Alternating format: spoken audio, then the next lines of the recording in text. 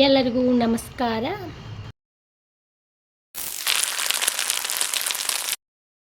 ಇವಾಗ ನೀವು ನೋಡಿದ ತಕ್ಷಣವೇ ಗೊತ್ತಾಗಿರ್ಬೋದು ನಾನು ಏನು ಮಾಡ್ತಿರ್ಬೋದು ಅಂತ. ನಾನಿವತ್ತು ಮಾಡ್ತಿರೋದು ಸ್ಪೆಷಲ್ ಉತ್ತರ ಕರ್ನಾಟಕದ ಜೋಳದ ವಡೆ. ಅದನ್ನು ಯಾವ ರೀತಿ ಮಾಡೋದು ಅಂತ ನೋಡೋಣ ಬನ್ನಿ. ನಾನಿಲ್ಲಿ 2 ಬೌಲಷ್ಟು ಜೋಳದ ಹಿಟ್ಟು, ಅರ್ಧ ಬೌಲಷ್ಟು ಗೋಧಿ ಹಿಟ್ಟು, ಆಮೇಲೆ 1 ಸ್ಪೂನಷ್ಟು ಕಡಲೆ ಹಿಟ್ಟನ್ನ ತೊಗೊಂಡಿದ್ದೀನಿ.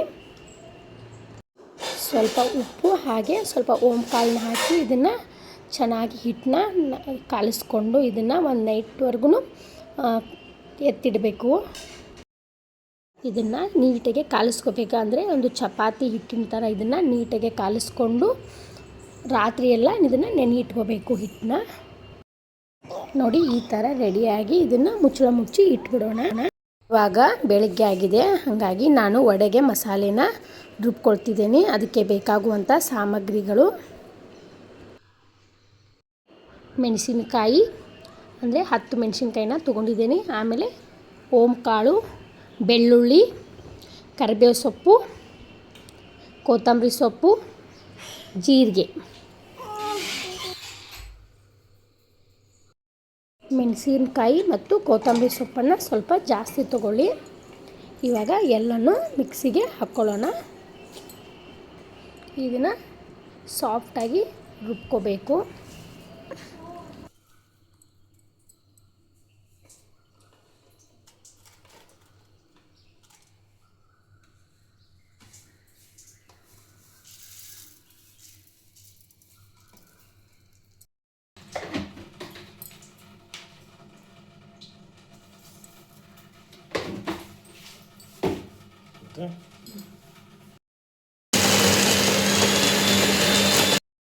ಇವಾಗ ಈ ಥರ ರುಬ್ಕೊಂಡಿದ್ದೇನೆ. ಕಾಲಿಸಿಟ್ಟಂಥ ಹಿಟ್ಟು ಇವಾಗ ಈ ಥರ ನೆನೆದಿದೆ. ಇವಾಗ ಇದಕ್ಕೆ ಮಸಾಲೆನ ಆ್ಯಡ್ ಮಾಡ್ಕೊಳ್ಳೋಣ.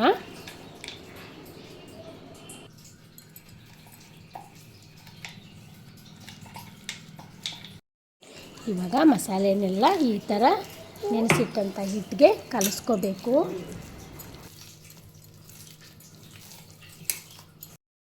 ಇವಾಗ ವಡೆ ಹಿಟ್ಟು ರೆಡಿಯಾಗಿದೆ. ಅದನ್ನು ಯಾವ ರೀತಿ ಮಾಡೋದು ಅಂತ ನೋಡೋಣ ಬನ್ನಿ. ಇವಾಗ ಎಣ್ಣೆನ ಕಾಯಿಸಲಿಟ್ಟಿದ್ದೀನಿ. ಈ ಥರ ಕೈ ಮೇಲೆ ನೀರು ಹಚ್ಕೊಂಡು ರೌಂಡಾಗಿ ತಟ್ಟಬೇಕು. ತಟ್ಟಿದ ನಂತರ ಕಾಯಿಸಿರುವಂಥ ಎಣ್ಣೆಗೆ ಅದನ್ನು ಈ ಥರ ಒಂದೊಂದಾಗಿ ಬಿಡಬೇಕು. ನೋಡಿ ಈ ಥರ ಎಣ್ಣೆನ ಇದನ್ನು ಮಾಡಬೇಕು. ಮೇಲೆ ಹಾಕಿದಾಗ ನೋಡಿ ಈ ಥರ ಪುರಿ ಥರನೇ ಮೇಲ್ಗಡೆ ಬರುತ್ತೆ.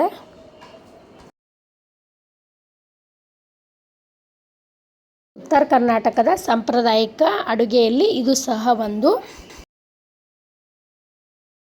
ನೀವು ಇದನ್ನು ಮೊಸರು ಹಾಗೂ ಶೇಂಗಾ ಚಟ್ನಿಲೂ ತಿನ್ಬೋದು. ಆಮೇಲೆ ಬದನೆಕಾಯಿ ಪಲ್ಯದಲ್ಲೂ ತಿನ್ಬೋದು. ಹಾಗೆಯೇ ನೀವು ಇದನ್ನು ರೈಸ್ ಜೊತೆ, ಆಮೇಲೆ ಪಲಾವ್ ಜೊತೆ, ಆಮೇಲೆ ಟೀ ಜೊತೆನೂ ಸ್ನ್ಯಾಕ್ಸ್ ಆಗಿ ತಿನ್ಬೋದು.